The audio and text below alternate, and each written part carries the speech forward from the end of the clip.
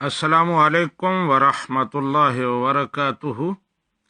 علی بھائی نے پوچھا ہے کہ امام اگر بلا وجہ سجدہ سہو کرے،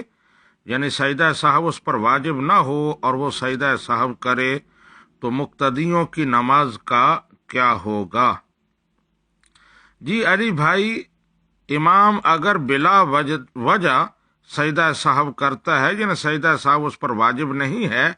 لیکن وہ ویسے ہی کر رہا ہے کسی غلط فہمی میں، تو امام صاحب اور وہ مقتدی جو شروع سے امام صاحب کے ساتھ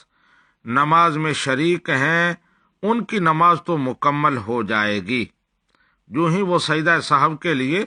دائیں طرف سلام پھیریں گے تو ان کی نماز مکمل ہو جائے گی، کیونکہ نماز کے سارے ارکان پورے ہو چکے ہیں۔ لیکن مسبوق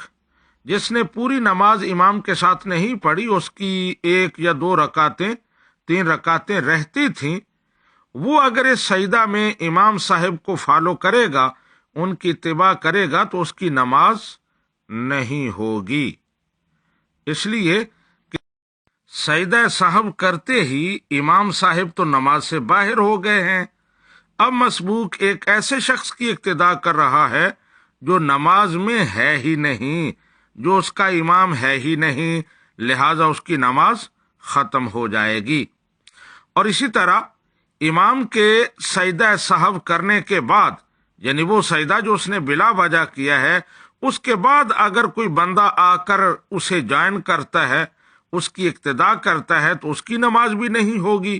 کیونکہ امام صاحب تو اب نماز میں ہے نہیں، اور وہ ایک ایسے شخص کو فالو کر رہا ہے جو نماز میں ہے ہی نہیں،